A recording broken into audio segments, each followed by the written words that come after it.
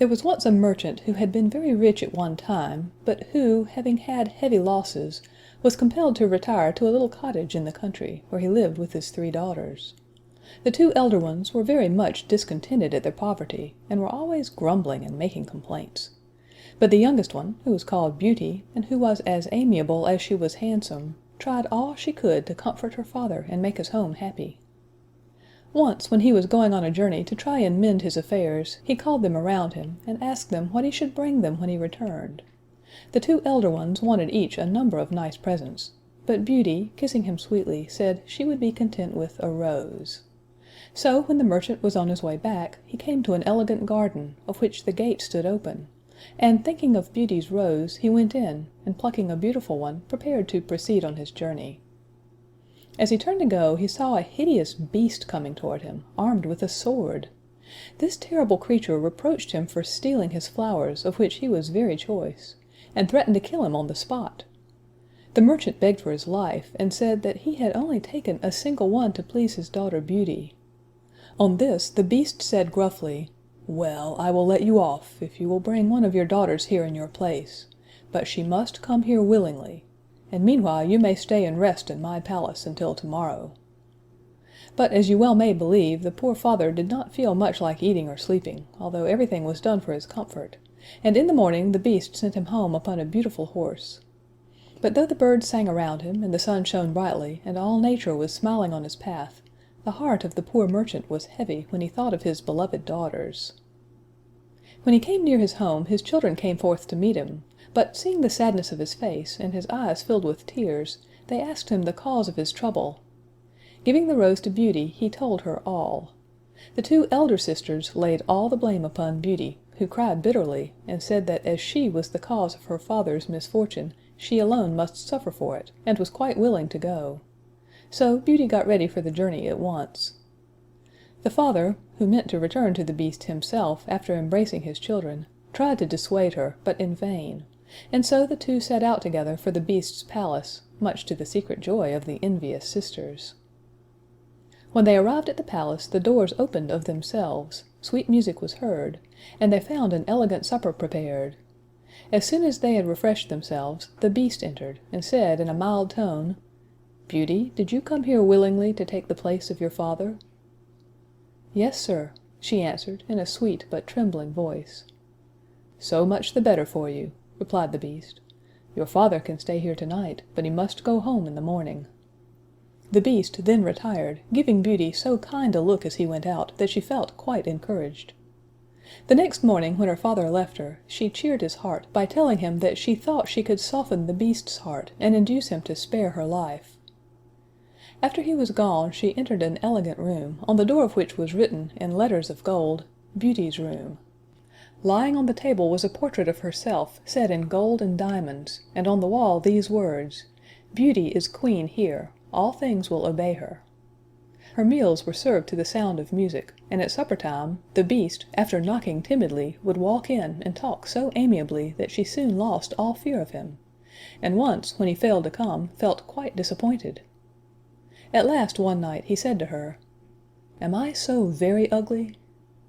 "Yes, indeed you are," said Beauty, "but you are so kind and generous that I do not mind your looks." "Will you marry me, then, dear Beauty?" said the poor beast, with a look of such eager entreaty in his eyes, that Beauty's heart melted within her, and she was upon the point of saying yes.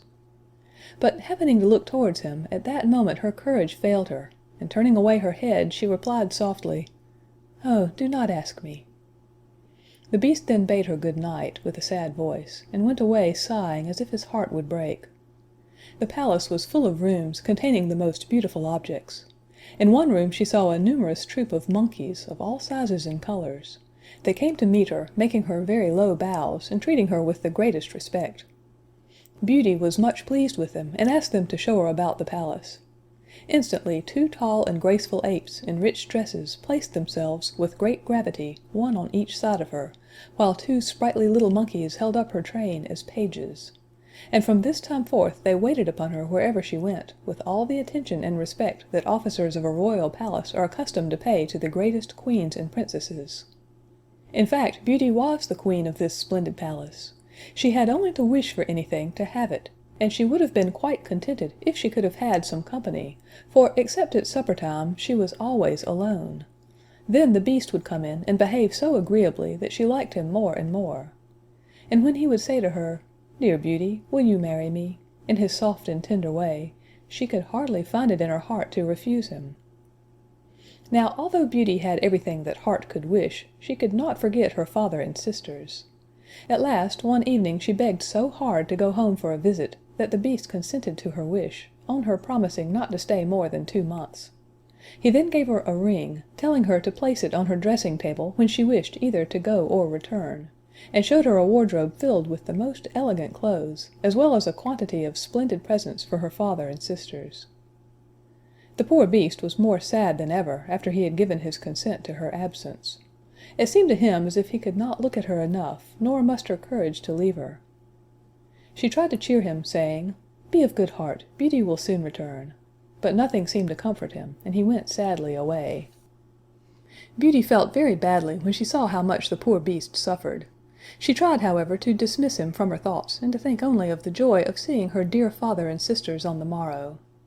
Before retiring to rest, she took good care to place the ring upon the table, and great was her joy on awaking the next morning to find herself in her father's house with the clothes and gifts from the palace at her bedside. At first she hardly knew where she was, for everything looked strange to her, but soon she heard the voice of her father, and rushing out of the room threw her loving arms around his neck. Beauty then related all the kindness and delicacy of the Beast toward her, and in return discovered that he had been as liberal to her father and sisters.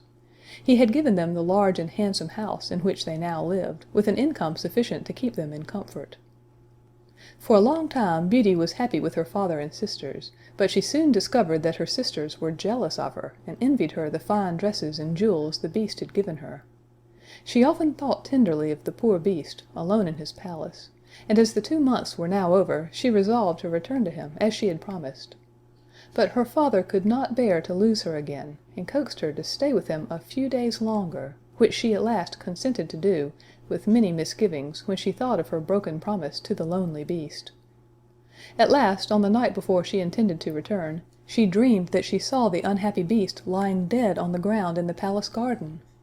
She awoke all trembling with terror and remorse, and leaving a note on the table for her dear father, placed the ring within her bosom, and wished herself back again in the palace. As soon as daylight appeared, she called her attendants, and searched the palace from top to bottom, but the Beast was nowhere to be found. She then ran to the garden, and there, in the very spot that she had seen in her dream, lay the poor Beast, gasping and senseless upon the ground, and seeming to be in the agonies of death. At this pitiful sight, Beauty clasped her hands, fell upon her knees, and reproached herself bitterly for having caused his death. "Alas, poor Beast!" she said, "I am the cause of this. How can I ever forgive myself for my unkindness to you, who were so good and generous to me and mine, and never even reproached me for my cruelty?"